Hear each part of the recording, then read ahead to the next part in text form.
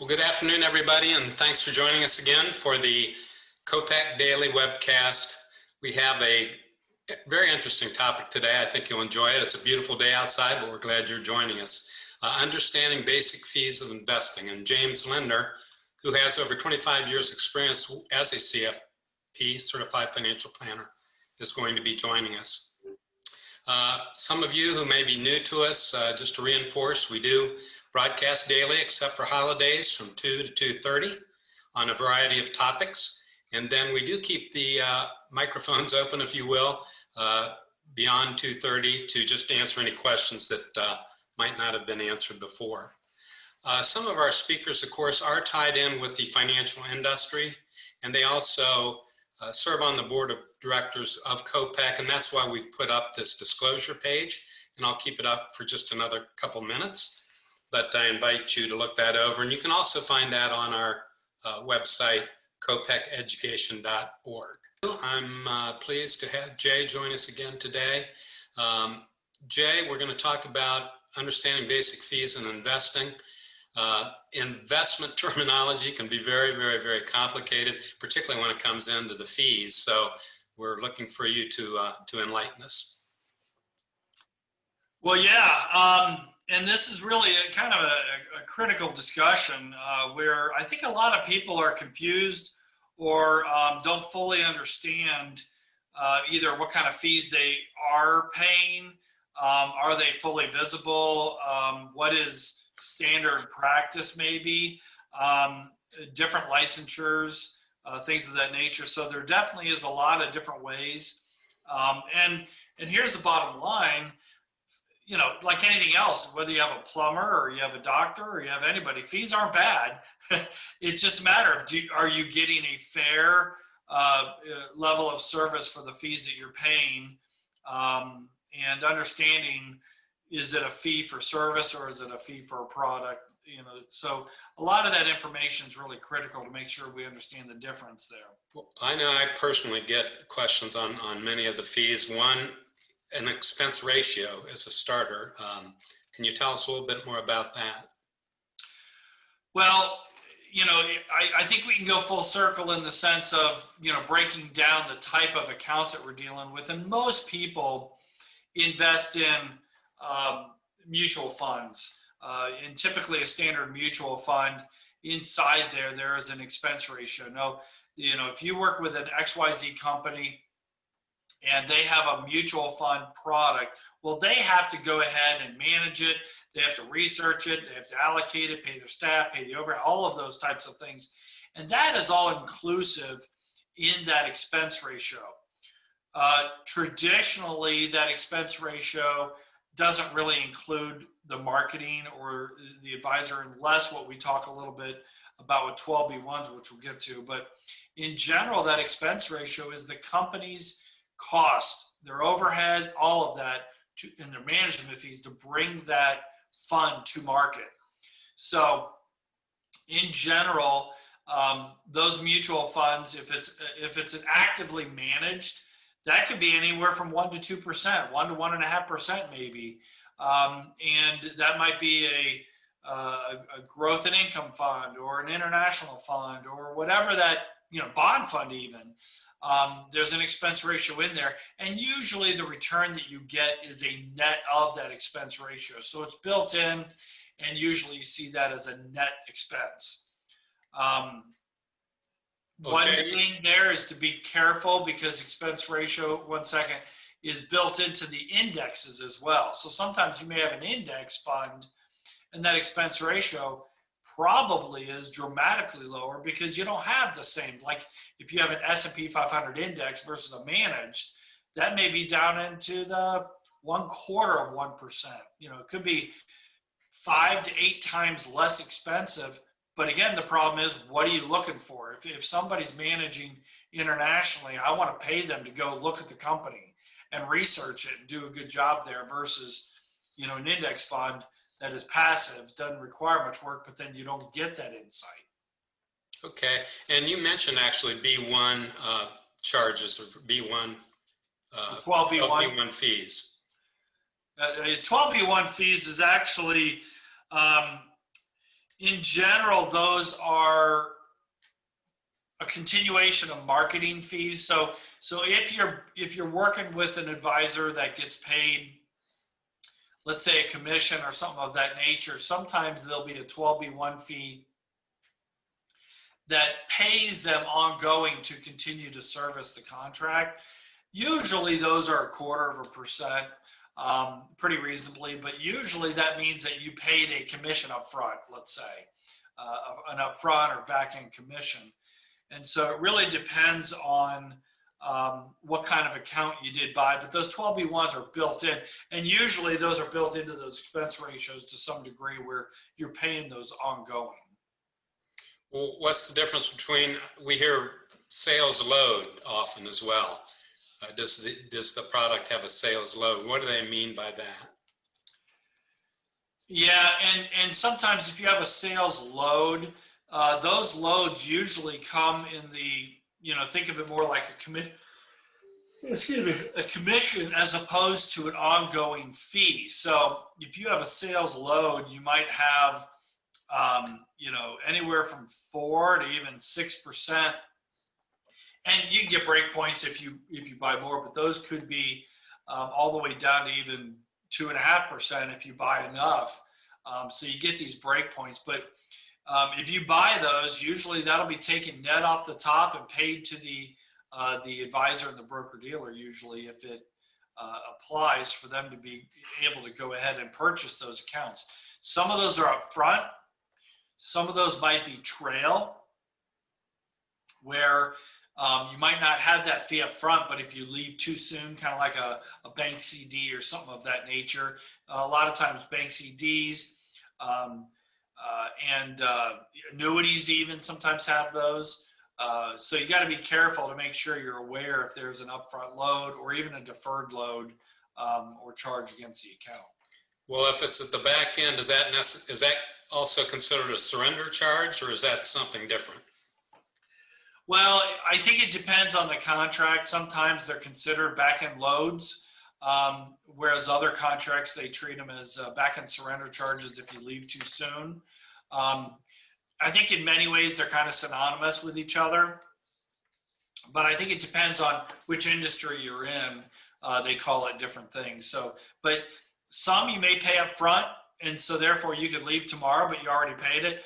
Other ones you don't have to pay up front, but there may be a back-end surrender charge or load in case you leave too early.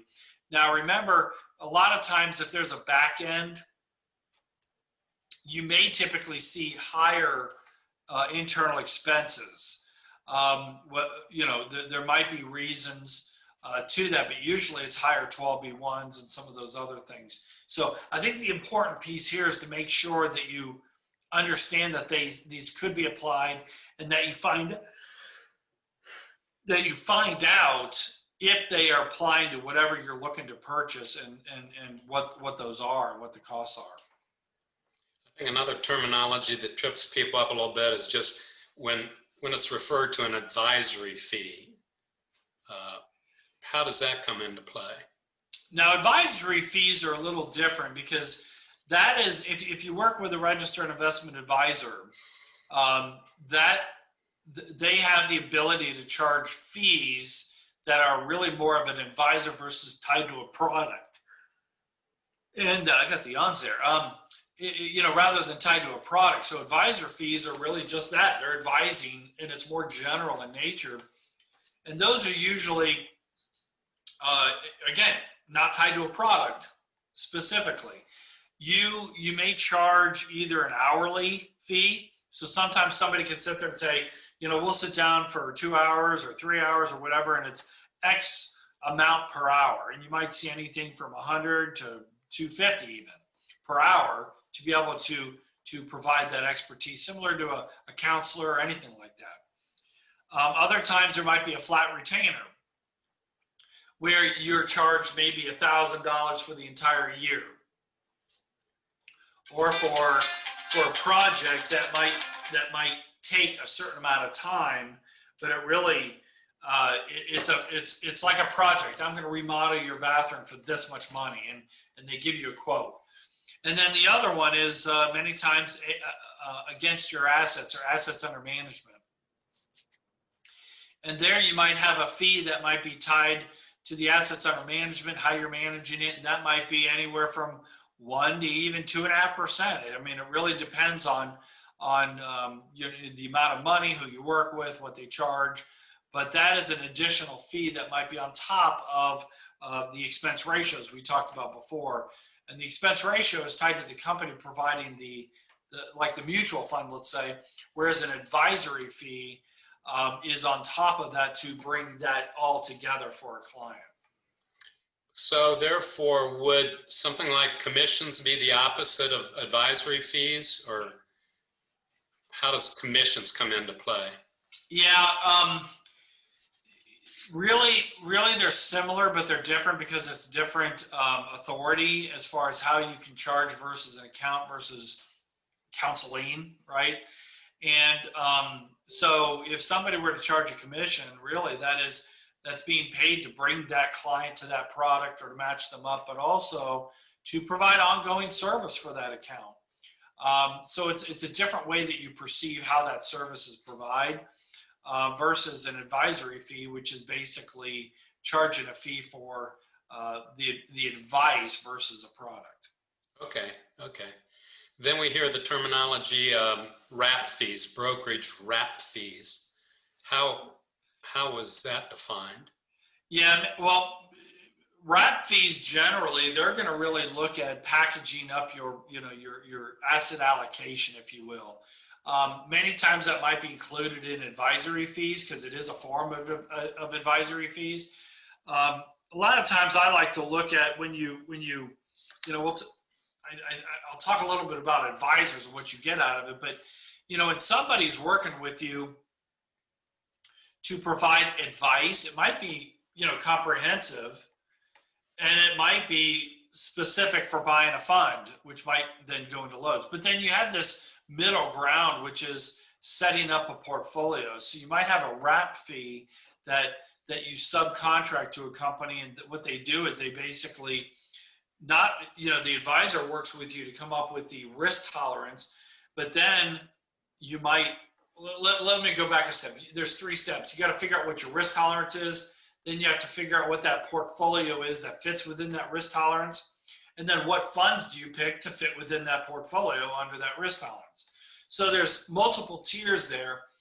And if you buy a product, it's specifically the product, and then you need to make sure you apply the risk and the asset allocation. But if you're doing more of a comprehensive risk tolerance, and then you're kind of doing a back-end engineering, if you will, then you go to the portfolio and selections. Well, a wrap account, they'll do the selections and the portfolio for the advisor as a subcontractor of that relationship with the consumer. So it's just another piece of the advisor. And then we hear transaction fees on top of all the other fees. How do they come in? Yeah, and sometimes you have investment companies that, in addition to their expense ratios or to the advisor's fees, they may require the investor, every time a trade is placed, pay a transaction fee. Maybe it's $20 per transaction or whatever that might be, and that helps cover their cost of the transactions. Now, it's kind of funny because we talk about, well, geez, there's all these fees. I actually like to think of anything you do. There's these different layers where, well, I think there's a commercial for a tire company where there's like, well, but valve stems aren't included, right? That's a separate fee. I mean, you got to be really careful on, if you unbundle it, there are a lot of fees that have to go into purchasing something and getting a certain amount of advice. Even if you have a procedure at a hospital, well, there's a hospital fee, then the doctor's fee, and then the cost for supplies fee, and then there's the what's it called when, to put you under, Anesthesia. anesthesia, that's a separate fee because so you all of a sudden you get all these fees line itemed out, and this is no different. You've got all these fees, and sometimes it seems inclusive, but really if you break them apart, there's a lot of different things. And transaction is just another one, because if it's not built in to the expense ratio, which I don't know if there's a legal component there as to whether you can or can't include that in the transaction, because there's no way to know how many transactions you're going to do, right? So therefore, it's a separate fee depending on, are you going to buy 100,000 in one transaction? Well, that costs everybody, whoever that fee is applied to, a lot less than if you buy 100 $1,000 transactions. Well, somebody has to pay for those things to happen, and so therefore, I think that's why that is applied in a separate fee. Sounds like it's more usage sensitive to those that are trading a lot. Yeah, and even with us, when we do portfolio management, if there is a transaction fee, a lot of them, they waive it based on, the setup you have, or they just don't have them, but they eat them themselves. But if a company does have transaction fees, we want to make sure that the company performance justifies these extra fees. But on top of that, even if there is a fee, we may purposely wait and do those transactions once or twice a year or 3 times a year versus every 2 days or every 2 weeks or whatever it might be. So if somebody's dollar cost averaging every pay or something, we need to make sure that those are going into something that doesn't have a high transaction fee. And then maybe we transfer that once a year to something that has a transaction fee. It just depends on what that cost is, how much money we're dealing with, and what the opportunity of that fund. Maybe it's so great that that's just worth the extra cost.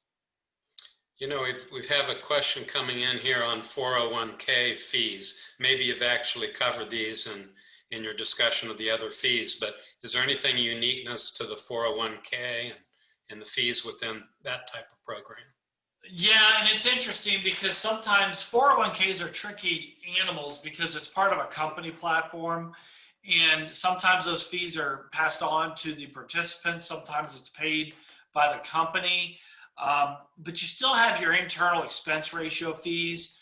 You may have surrender charge. You may have upfront fees in general. You want to try to stay away from that. There's been laws that have recently been passed that actually require you to have better disclosure on the fees so the consumers can see those. The company has an investment committee that's supposed to review those as well. But in addition to those individual funds and the expense ratios, you also have third-party administrator fees, because there's all types of ERISA law that applies to a 401k to make sure there's fairness and there's properly, Department of Labor, and making sure that we're following these rules and they're not top heavy or key man or helping the owner more than the employees that outside of the law. So there's what's called a TPA, a third-party administrator, and there's fees that apply to them. And again, whether that passes on to the investor or not, the employee, it depends on how they're set up. But also you've got things like record keeping and advisory that are tied in there if it's an assets under management type of a fee. Sometimes companies provide additional education. So it just depends. And if you're not really sure and you want to understand what those are, just check with your company disclosure or your HR and find out what those fees are in addition to just even the investment fees. A lot of our people tuning in may be affiliated with a high estate or another nonprofit type organization. So they're asking about 403B fees, I guess, or 403B accounts and maybe the fees within those. Yeah, the same thing really applies. Most 403Bs at universities in different areas, they do apply the normal expense ratio. Many of these are tied to actual insurance companies in annuity platforms, which is a whole nother discussion. And so therefore, you may want to verify if you have an insurance or annuity platform, just verify what those fees are, because not only do you have the sub-account fees, but you might have what are called M&E fees, mortality and expense ratios. And that is another layer that quite honestly pays either the advisor or the insurance company for providing that platform. And you just want to make sure that it's a worthy fee compared to what you can do outside or what kind of service you get. And also some of those may have back-end surrender charges. So you want to make sure that, if you decide you don't like it after 2 or 3 years, can you move it? Where can you move it? What other kind of accounts?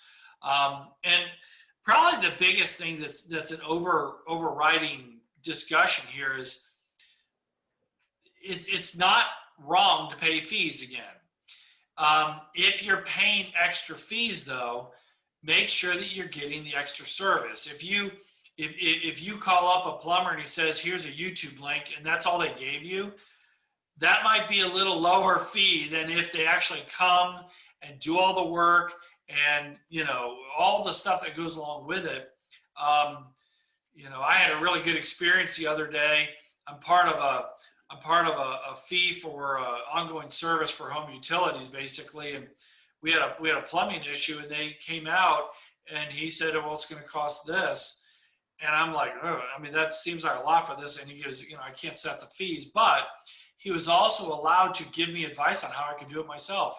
And I appreciated that, and I was able to do it myself. And I think that's what we're trying to do through this COPEC education is it is okay to pay a fee if you want them to guide you, advise you, and do all those things that our industry does, quite honestly. But also what's neat about COPEC is there's a lot of things you can go out, if you're a do-it-yourselfer, just be aware of these things and don't put your head in the sand and, be aware of what you can and can't do. And sometimes you're paying fees that you just never knew you're paying. And if you're paying an extra 1% on $1,000, well, okay, that might be worth the extra advice. But if you're paying 1% or 1.5% or 2% on $500,000, well, you do the math. What does that add up to? Is that enough? Are you getting enough for that, or should you start shopping out those fees and making sure that you're getting a fair fee for the type of service you're signing up for? I know a lot of advisors will refer to a totally different kind of cost, and they call it an opportunity cost. You want to comment on that a little bit? Yeah, and there's a lot of confusion as to what is actually a risk or what is a cost. Give you an example. If you have your money in a very conservative investment that gets you 2 or 3%, but you don't like the risk of it at all, and you put it in the mattress, well, how much is your money going to grow in your mattress, right? It's not going to grow at all.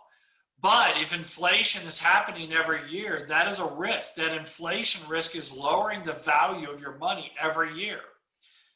And so people have to be cognizant of it. You're losing, if inflation's 3%, you're losing 3% every year. Well, maybe it might be worth paying a fee to have it managed so that the net return can keep up with inflation, so that at least you keep retaining the value of those dollars.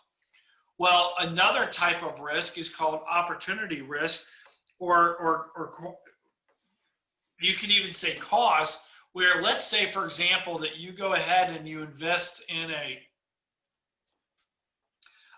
bank CD, and that bank CD is locked up for 5 years, and you're getting 2% on it. Well, what if interest rates go up to 5%, but you can't move your money, right? They call that interest rate risk, but that's an opportunity cost.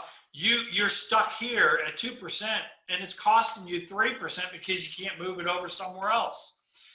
So that's a different thing that we apply a lot. Well, the last is, if you are not getting advice, and let's say it costs you 1% to get advice, and you're not asking for it, and you're not looking for it, but that money is sitting in an underperforming investment, an overcharged investment, You're making mistakes buying and selling at the wrong time. You don't have an asset allocated portfolio. You're not considering taxes or other ramifications. Does that cost you more than the 1% that you think you're saving?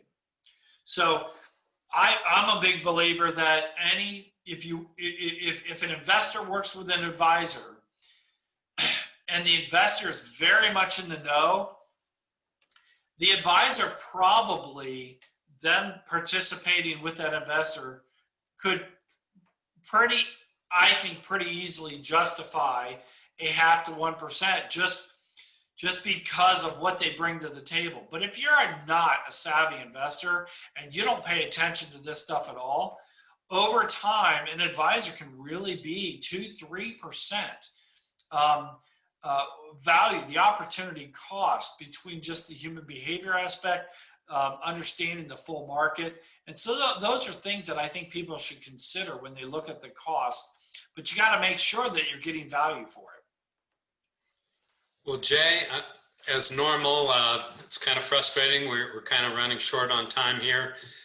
Is there any kind of summary comments you want to make? You've mentioned actually how important it is to be dealing with an advisor who you can trust and who does the adequate disclosures. Any wrap-up kind of comments for us today? I think the full thing, the most important thing is just disclosure, full disclosure. What am I paying? People are happy to pay for good advice. Okay, what am I paying? And am I getting the advice that I should? Doesn't mean the advice is right or wrong, because we don't know what the future holds all the time, but the advice in the sense of here's what you should consider, and and all those types of things. You need to have an awareness of what you're paying for that advice. And you can get second opinions, third opinions, do all kinds of things, but a lot of people don't even know what they're paying. So you can look at Morningstar reports, you can look at full disclosures. If you have an advisor, have them. What is actually coming out? If I have $100,000, what is coming out? And be pretty thorough on that. And advisors or products, if they're confident about the service and what they provide, there should be no problem whatsoever. But a lot of disclosure is really happening, making sure that this stuff is coming out properly, because too much in the past, it's been kind of hidden in the small print, if you will. So that's key to make sure that everybody is getting what they're paying for, and there's not abuses in the industry, in any industry for that matter. Well, I think our closing's at hand again. Jay, I want to sincerely thank you so much for being with us. I think you brought a lot of clarity to a very, very confusing topic. So I know you'll be joining us again for other investment topics before long. And tomorrow, I know we're going to talk about kind of change directions. We'll be talking about whether you need to buy long-term care insurance. So we hope you can join us at 2 o'clock tomorrow. But thank you for joining us. We are going to stay on for a little bit longer to make sure that we don't have any final questions. But thank all of you for joining us, and we look forward to having you back. Have a good afternoon. Thanks for having me, and we'll be seeing everybody tomorrow. Have a great afternoon. Thank you.